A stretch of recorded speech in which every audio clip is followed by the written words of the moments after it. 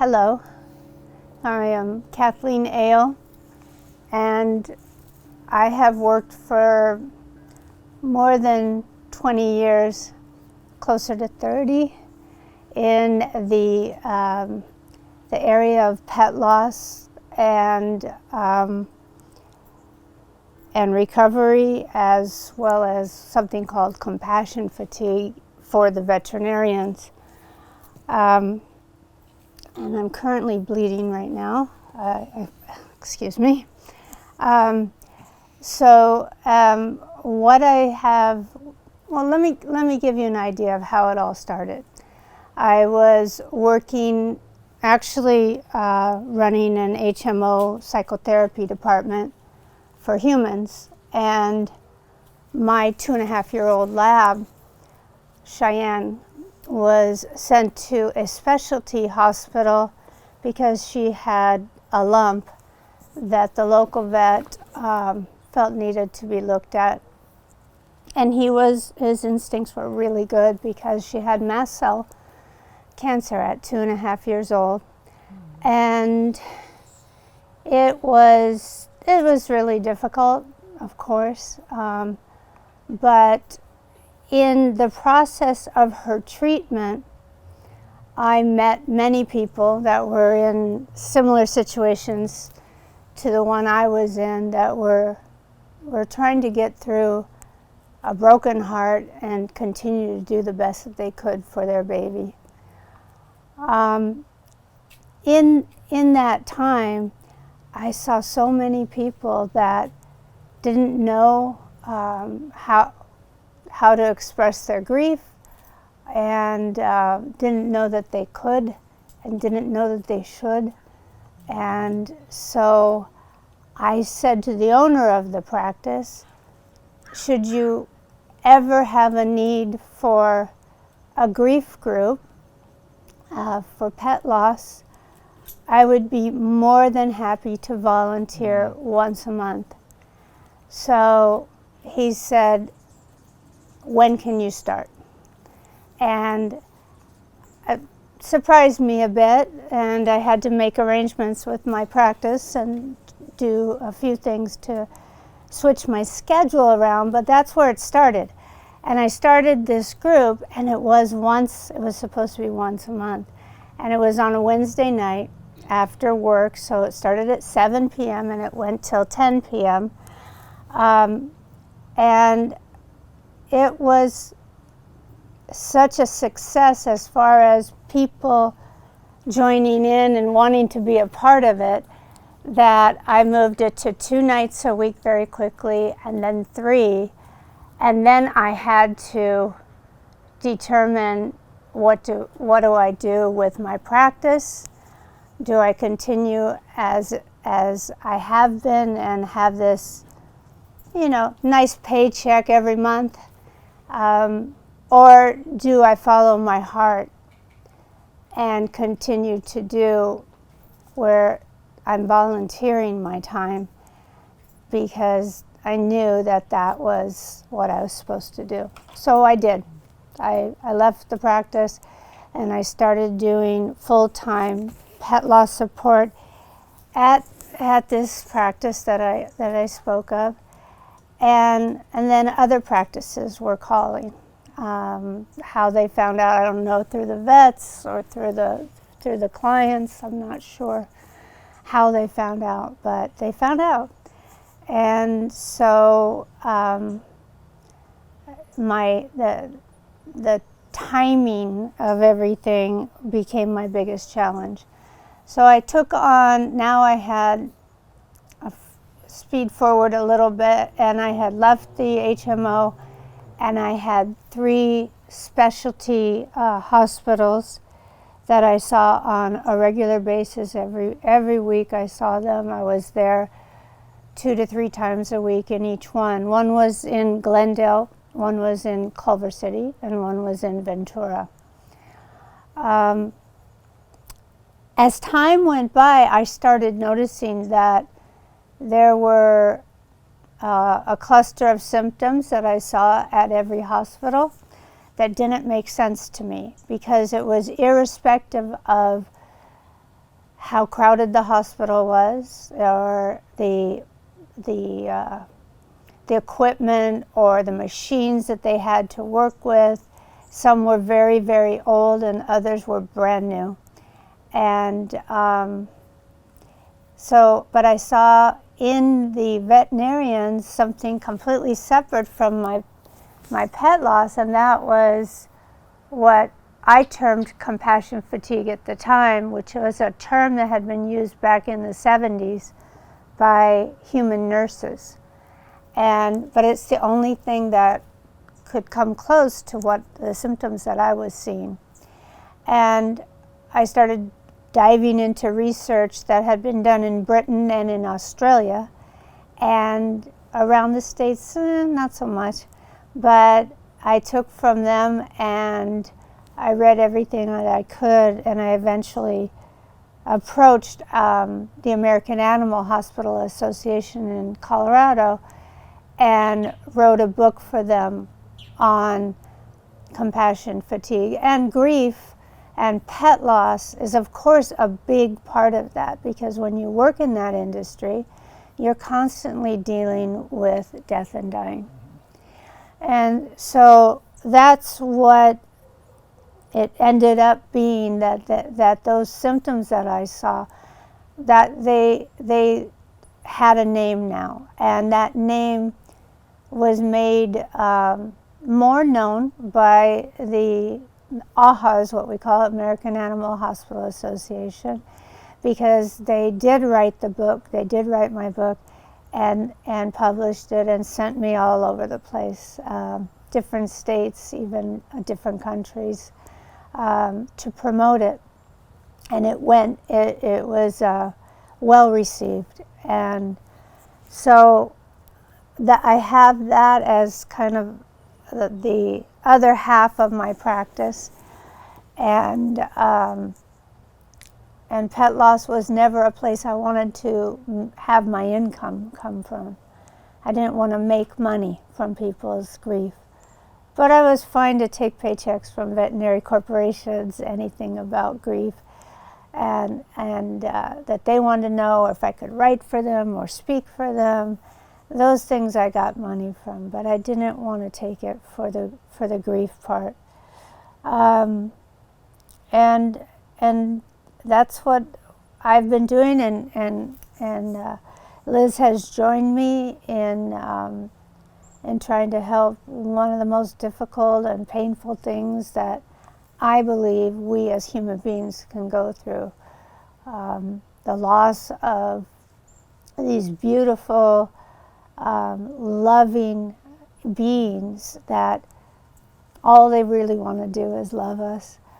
And when that day comes and we lose them, there's nothing like it as far as pain goes. And so that's what we're all about. We're all about helping, and we provide a what is it, Zoom? Zoom group once a week. That's a donation-based group that anybody's welcome to join, whether you are going through grief or you have anticipatory grief. Mm-hmm. We're there every Sunday from noon to 2 Pacific Standard Time. How can they get our code? I'll give that. Okay. Yeah. And we also do, we have appointments with people who, some people don't want to be in a group, so they want to have single or, individual appointments, and we do plenty of that, whether by phone or used to be in person, and, more people that get the immunizations. I guess it will be happening again soon, hopefully. I do miss the groups in person. I really do, and I think maybe a bit is lost when you're not, but it's really been we've had very nice comments about how it's been helpful to the people who have come. And the nice thing is it doesn't limit anybody because of distance, and we get people all of a sudden, they'll call in one time from New Jersey, or we just never know, and we're in California, so it's always fun to find out when people are from a different state. I have had people call in that are from a different country, and so you just never know. But the important thing is that no one has to go through this alone. It's not meant to be. We're not meant to grieve alone, and we want to support that for anybody who's hurting. Yeah. Is there anything else? No, I maybe talk about some of the lectures that you do for the veterinary offices and groups. I do. I do, and have done many lectures for the different. Usually, it's the specialty hospitals that will call, or the veterinary business organizations, and I will speak at their conferences, or I will just speak at their hospitals. Typically, they combine it with a CE units, and that they can get CE units, continuing education, and they're usually given a meal, and they have a speaker. And so on a great many occasions over the last 4 years, I have spoken in those groups, and that's also very rewarding. I think that's it. There's an example of a lecture. We have an example of a lecture that Dr. Ale recently gave on the title. You want to share the title? The title is kind of goofy, my fault, but handling arduous times along with emotionally challenging clients without losing yourself along the way. So it was targeted to the veterinary specialists who've had a horrible time with COVID, and how the clients have responded in a lot of cases, in many, many, many practices. It's been hard for the clients because they haven't been able to go in with their babies into the veterinary hospitals, because they had to. It was running rampant in veterinary medicine from the beginning, and that's because there's so many people, typically, in small spaces, and so, I saw right away, within the first 3 weeks of the pandemic, I saw 4 hospitals close down completely. And of course, they don't want to do that. They want to be there for the animals. They're compassionate and kind, and they want to help. But they were falling, and there wasn't anything they could do at the time. So the industry decided to keep clients out of the buildings, and therefore they would take the pets from the parking lot. And, that can be really scary, but they really didn't have any other option. And when people get scared, oftentimes it's not anger that comes out, but, real sadness. But sometimes it's real anger. And they really took it out on the vets. And the vets have only wanted to help heal. A lot of them only come back, during this pandemic to work in these places, not because they need the money, but because they're healers, and they want to do what they do in order to continue helping heal the animals.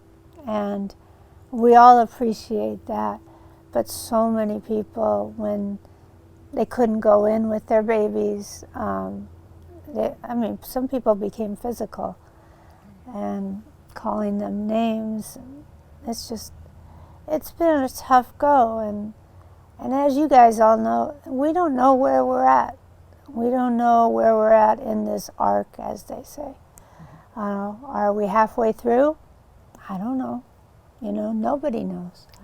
So I still help out. I still will go and help out some vets who have had it, and I get calls, and trying to get them to find what they need but still stay in the industry, because what they do we can't do for our babies, and it's amazing. And again, they are really kind and compassionate beings, because otherwise they could do the exact same medicine in human medicine and get double what they're getting as far as finances go. So they really are committed people. And a lot of them have bailed. We've lost a lot of people from veterinary medicine, like we have with many occupations and careers, unfortunately. So they're searching and we're searching, and it's just a very sad time, very sad. So I forgot the question. So anyway, so we're going to move into a lecture that we did recently, and we have a variety of lectures available. Dr. L is available to come and help out. So, take a moment and watch. And if you need us, please don't hesitate to reach out. Thank you. Thank you. Maintain appropriate eye contact, and that depends on the person that you're in front of. It depends on what they consider appropriate and comfortable. So most of the time, looking people in the eye is what makes them comfortable, but not always. There are some cultures where that's disrespectful. So you don't know. If you don't know it, you'll know it soon if you do look them in the eye. So try not to continue that. Maintaining an appropriate distance is always important. And always being aware of your posture. You don't want to tower over someone. So sometimes you have to. In the treatment rooms, they can be small. If there's a few people in the family, there's a couple chairs in there, there's no place for you to sit, you're kind of forced to be, towering over them because they're all sitting, and if you can get a chair in there, do that. You want to put you at the same level so that it doesn't feel so, what's the word? Intimidating. That's a perfect word, thank you. So intimidating. And you still have to listen to be able to understand. And the client may just need to vent or feel understood, but sometimes many of them have taken it a lot farther in different places, different hospitals. And showing an unstable person that you get what it is that they're saying to you. Anybody who's out of control, right? And that you understand why they're feeling the way that they're feeling makes them feel heard by you. And that's so important, especially now when they feel out of control. They also feel that you value them because you're really listening. And that typically decreases their need to use hostile behaviors or get loud with you or say mean things to you. Don't engage, if you can, in a defensive argument with any of them. It's not going to help. You can set your boundaries. You can say, I'm really happy to talk to you about this, but you're going to have to stop screaming at me for me to do that. And walk away if they don't. If they continue, walk away. And then, asking an angry client the right questions can really diffuse their anger. Can happen with anybody, not just our clients. But, asking, what are you hoping that I can do to help you right now? Give them something to think about. What is it that I want? I want my dead dog to not be dead. That's usually what it is. And you'll hear a lot of that if you ask. And of course, that's the one thing that we can't do, but we can help them through our communication. And when we use these two techniques, active and reflective listening, typically communication tends to improve. Reflective, it's just what it sounds like, active and reflective listening. Active listening is really an important tool, and it allows the client to feel heard and therefore understood, and that they matter. Because why? Because you took the time to listen to them. Here's an example. I understand that you are very angry right now because you did everything that you possibly could, and yet we were unable to save your beloved writer. They usually shake their heads. Reflective listening is just a teeny step above that, and it furthers the connection if you can do it. It allows the clients to feel like you not only hear them, but that you truly connect with them, that you care about them. And that's adding what feelings you're seeing or feeling, and letting them know, I can see that you're feeling very angry, guilty, and powerless right now. Because even though you did everything that you possibly could do for Ryder, in the end, we were still unable to save her.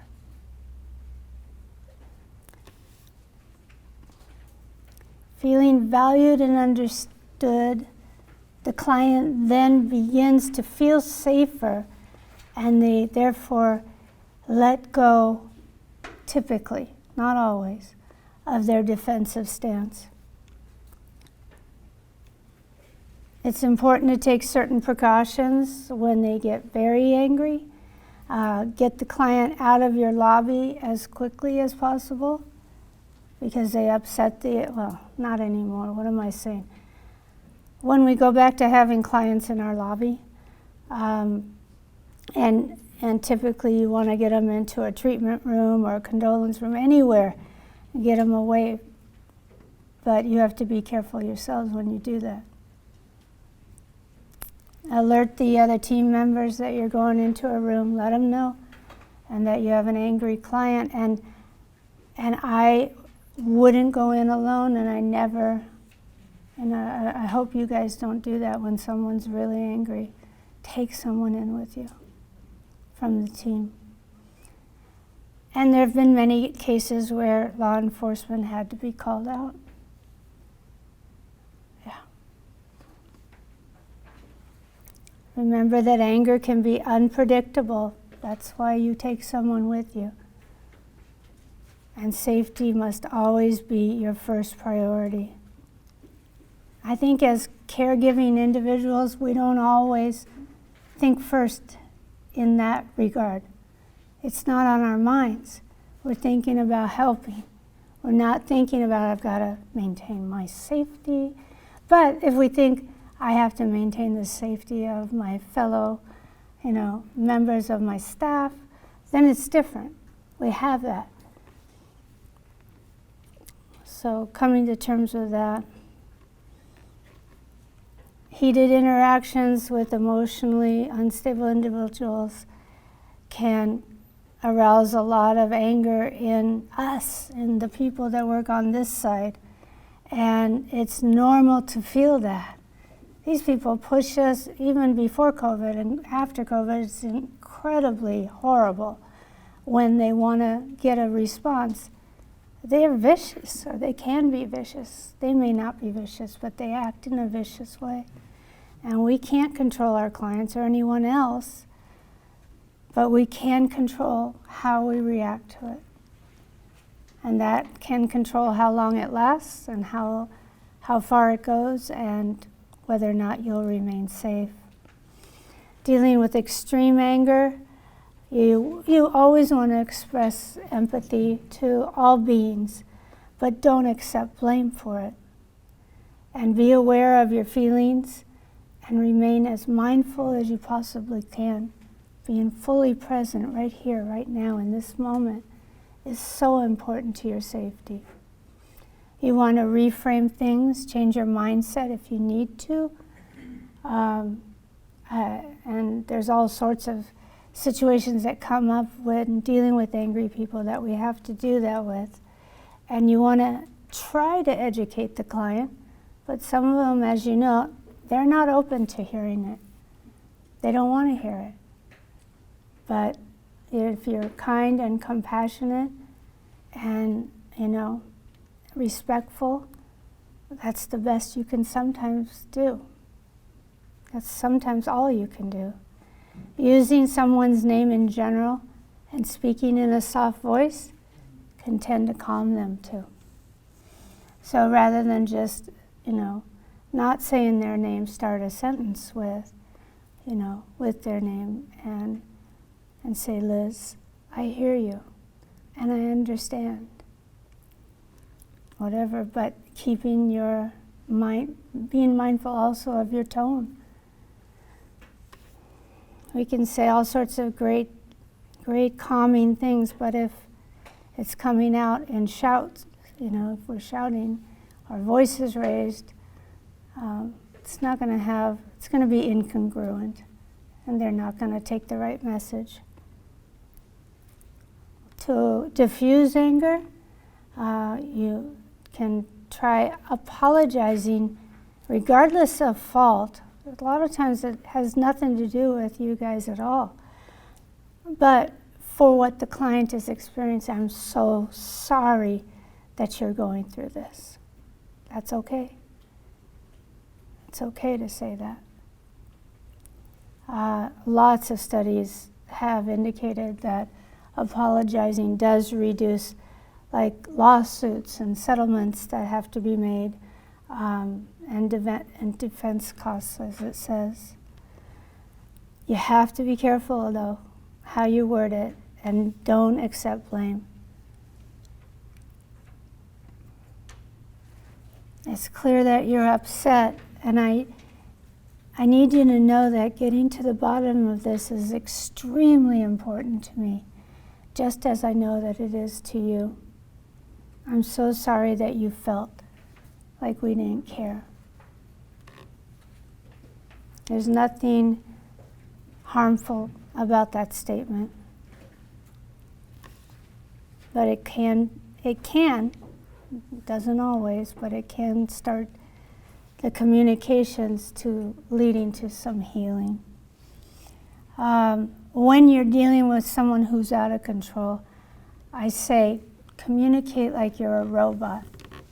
When things are heated and, a robot does and act like a robot does, and that way you will not end up in a verbal battle, and that can be highly detrimental in a number of ways. If you do so, if you act very thoughtful, again, going back to being very mindful and trying to remain neutral, and again, trying to respond without emotion. The client's not going to be expecting that. They don't expect it. They expect us to yell back or scream back, but if they don't get that, you are the one that is maintaining control, and actually the only one that's keeping them feeling safe. Doesn't seem like they would, right? Because they're attacking you. But your responses can make them feel safe or not safe, and you don't want them feeling more not safe. By addressing the anger in a non-defensive way and in a direct way, you diffuse their anger. And maybe it looks like all you people care about is the money. I heard that in every hospital. The moment someone signs your estimate of charges, the excellent service is over and you couldn't care less. Don't engage with them, no matter how much you want to and how much you want to defend the practice. Don't do it. Just consider instead something like this. Nothing could be more upsetting than feeling like no one cares when you are experiencing one of the most difficult and devastatingly painful times in your life. They turn around if they feel that it's real. So if it's coming from your heart, that can make a huge difference, and it does. Acknowledging the client's sense of entitlement to the best in veterinary care, which you guys provide, and then respectfully requesting that they stop misdirecting their anger at you or your staff is okay. And we have to remember that our own energy can be contributing to the acting out behaviors of these people. So again, remember, like a robot. When an unstable client upsets you the most, ask yourself in the moment, what can I tell myself about this person that will make me feel less whatever right now? Resentful, angry, whatever's negative that you don't want to feel. And then talk with someone afterwards. Talk with someone about your feelings regarding that client, and then discuss how you plan to take care of yourself the next time those feelings come up. And go do something for yourself. Whether that's getting the anger out by taking a jog or punching a punching bag. And I have punching bags hung in many of my veterinary hospitals, and not where the clients are, but in the back.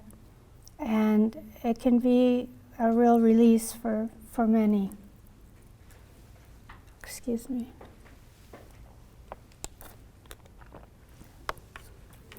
One of the things we have to realize is that for certain personalities, nothing's ever good enough. And that's during normal times too. So please, please, please don't personalize it. It happens. They just can't be pleased for whatever reason. And that's sad.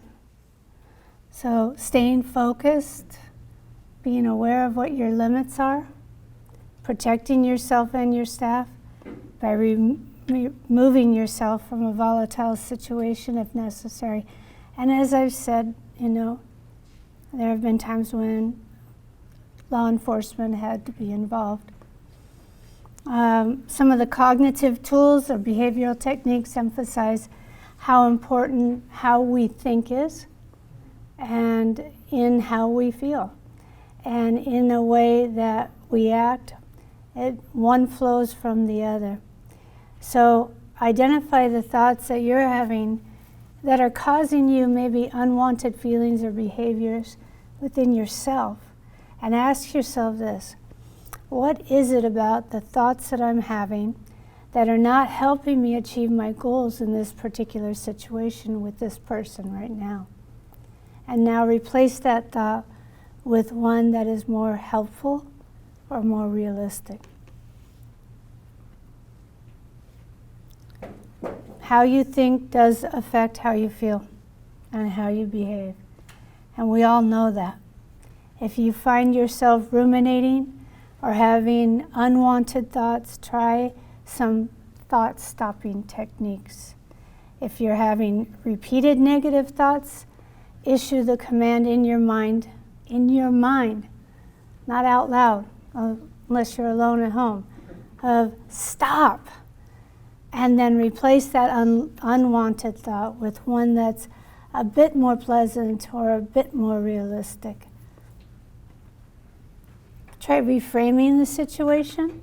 Even though it doesn't change the situation, positive reframing puts things in a better perspective, which reduces the potential of further damage.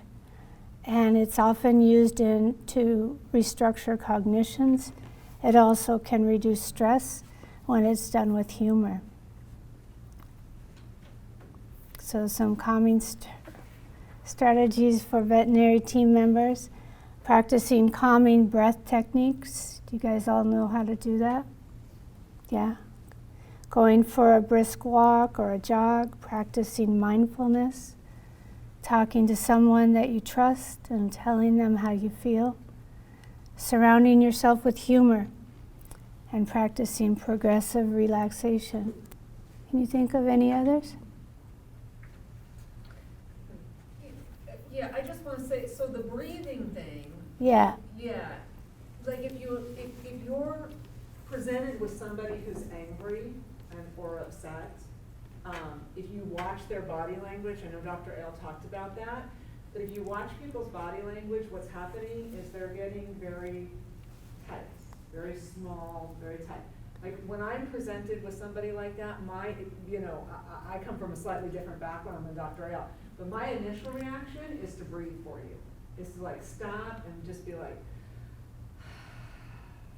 right? Because immediately when you start to do some deep breathing, your nervous system starts to relax, right? So that fight, flight, and fold that people are in when they're in that angry, fearful state, right? Which is, that reptilian brain. I mean, you see it in your patients all the time, right? Your animals, you see that in your, it's the same thing is happening with your human patients, right? The exact same reaction is happening when they're in that state where they are unreasonable, right? It's the same thing that happens with the dog or the cat, right? It's the exact same thing. So one of the things that we have the ability to do is to breathe deeply. And deep breathing will activate your parasympathetic nervous system. It will override that fight, flight, or fold, right? That happens without our permission. So when you're faced with a client, a customer that is in that unreasonable state, right? Whether it's anger or fear or whatever, if there's a way, an opportunity, I mean, calming breathing techniques is great for you, right? Because you feel attacked. So you're going to have that same response. You're going to have that fight, flight, or fold. You're going to have the exact same response. So you're going to get angry or defensive, or you're going to draw in and not know what to do and freeze, right? Stopping and breathing. Like stopping and breathing under any uncomfortable circumstance is one of the best tools we have as human beings. Like we can't teach that to the animals, right? But we have that ability. And so if we can stop and do that, again, I find that people will mirror, your reaction. And I think we talked about that, talking in a calm voice, doing all of that. So if there's a way of being able to stop and breathe and maybe getting your client to take a breath, right. Or just exhale. Yeah. Right? That's, that whole idea of meditation and deep breathing is so effective for us in diffusing situations. Yeah, it really is. Thank you, Liz. And one of Liz's clients is here to validate that for you. He's actually in a full lotus, but it's a little dark. So calming strategies, what Liz said, tuning into your breath, getting into the practice of noticing it throughout the day, and taking the time you need. It can be just a couple minutes, and you can turn it all around from stress to relaxation, completely different. Being mindful, again, is a form of being that teaches us to stay fully present. And so often we get caught up in what's going on around us. It's habit. We're used to living like that. But we don't have to. Mindfulness is really helpful in helping us pay attention to what's going on right here, right now. Through mindfulness training, every experience that you have and all of your communications, as I say there, are going to be better for it. I promise you. It's true. Yeah. Even when people are emotionally out of control. Yes? I just wanted to briefly comment, I think that's kind of an easy sort of track to get into when you're dealing with a really challenging client or situation, is basically having the mind pattern or judgment that that person is a problem, or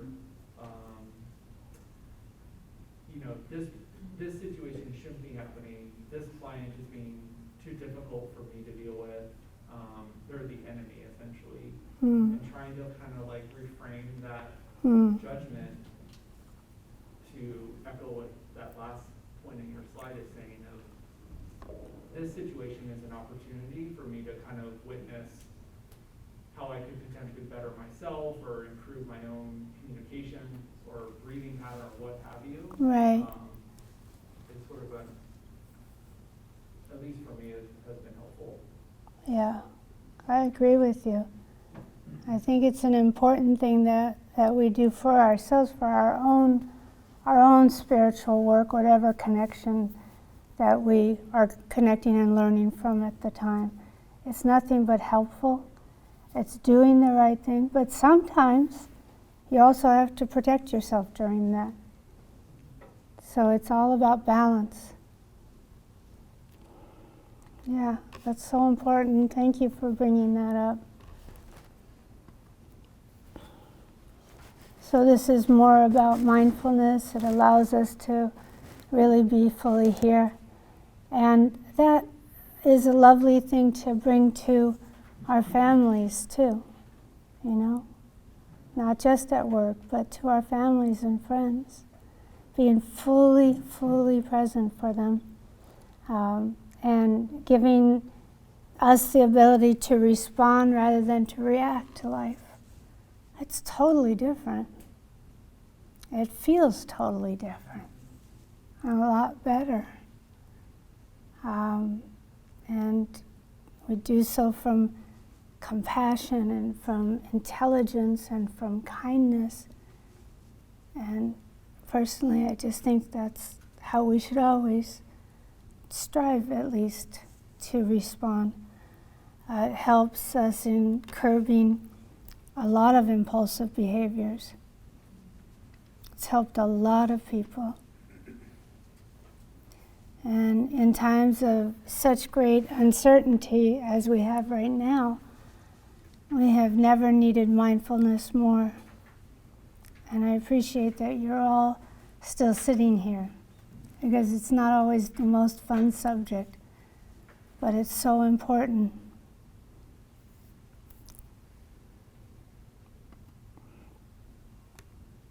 So Pet Loss and Grief Associates is our company. The books are, you can get them through AHA, that's the publisher, or these other guys. And may you be healthy, may you be happy, and may all beings be free from suffering. Thank you for listening.